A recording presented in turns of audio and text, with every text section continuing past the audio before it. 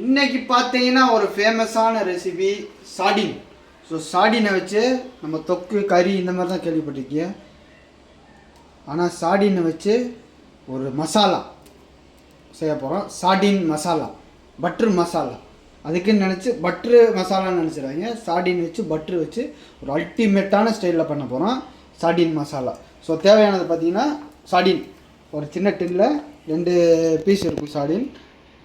நீங்கள் 4 பீஸ் இருந்தால் கூட நீங்கள் எடுத்துக்கலாம். ஒரு டின் சாடின் எடுத்து வச்சுங்க. மீன் கறித்தூள் பவுடர் ஒரு டேபிள் ஸ்பூன், மிளகாத்தூள் ஒரு 2.5 டேபிள் ஸ்பூன், கத்திரிக்காய் இந்த மாதிரி நல்லா சின்னதாக கட் பண்ணிடுங்க. 2 வெங்காயம் நல்லா நறுக்கிடுங்க.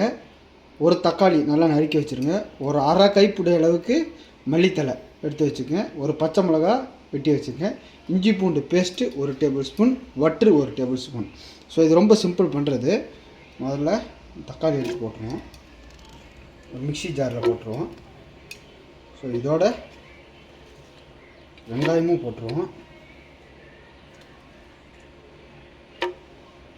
ஸோ இதோட பார்த்தீங்கன்னா மல்லித்தலையும் போட்டுருவோம்.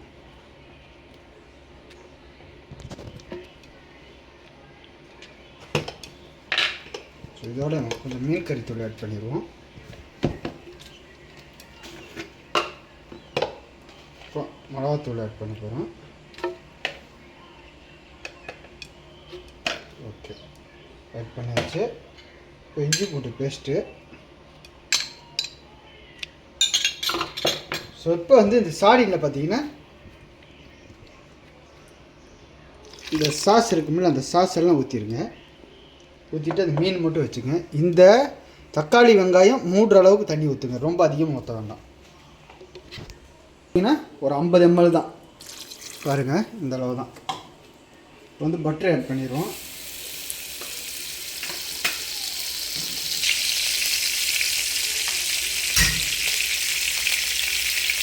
இந்த பட்டர் போட்டால் இதோட கத்திரிக்காய் ஆட் பண்ணிடுவோம்.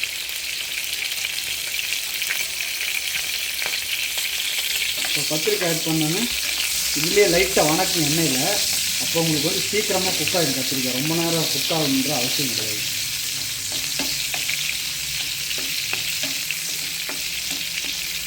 சின்னதாக வெட்டிக்கும் கத்திரிக்காவை. அந்த பட்டரோட மனம் பார்த்திங்கன்னா நல்லாயிருக்கும். உங்களுக்கு பட்ரு 1 டேபிள் ஸ்பூன் ஊற்றினீங்கன்னா அடிஷ்னலாக ஒரு அரை டேபிள் ஸ்பூன் எண்ணெய் கூட நீங்கள் ஊற்றிக்கலாம். ஆப்ஷன் தான்.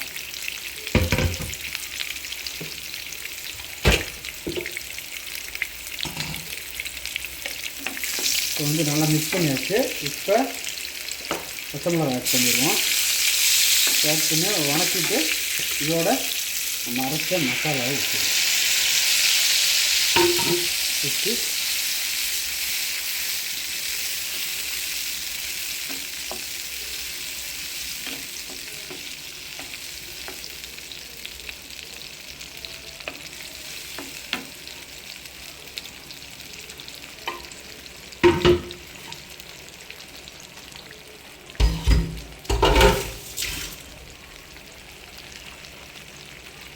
சால்ட்டு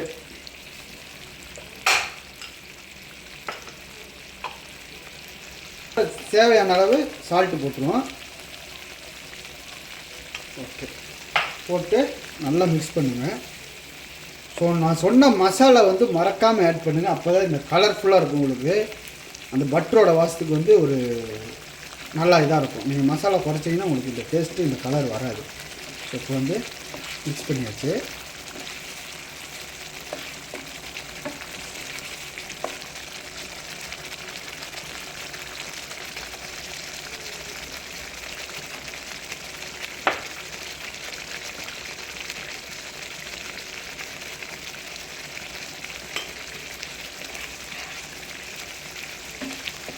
ஸோ இப்போ நம்ம மசாலாவோட அரோமா பார்த்தீங்கன்னா பக்கத்து வீட்டு வரைக்கும் மணக்கும்.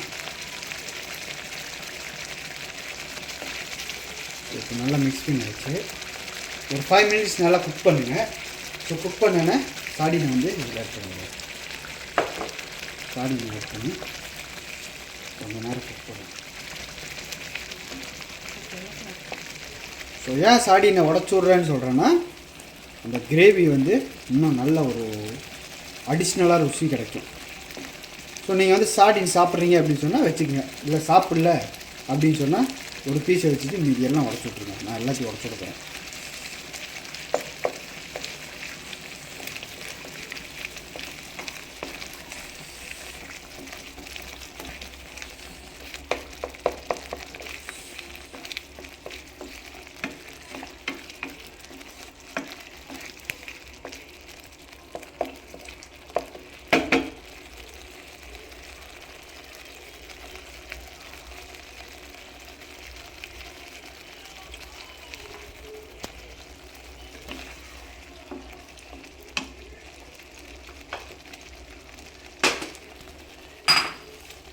நல்லா ஒரு மிக்ஸ் பண்ணுங்கள். ஆல்ரெடி ஒரு 4 மினிட்ஸ் குக் ஆகிடுச்சு. இப்போ சார்டின் போட்டு ஒரு 2 மினிட்ஸ் ஃப்ரை பண்ண போகிறோம்.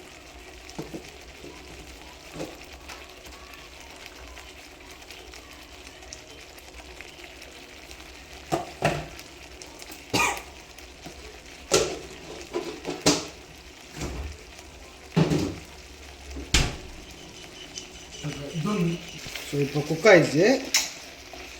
குக்கானதை இறக்கிடுவோம். ஸோ பாருங்கள், கத்திரிக்காய் வந்து டாப்பில் கொஞ்சம் மல்லித்தலை ஆட் பண்ணிடுவோம். அவ்வளோதாங்க. இந்த மாதிரி ட்ரை பண்ணி பாருங்கள் சார்டினை. ஸோ அல்டிமேட்டாக இருக்கும். தோசை சப்பாத்தி எல்லாம் அப்படி தான் இருக்கும், அடியாக இருக்கும். மறக்காமல் ட்ரை பண்ணி பாருங்கள்.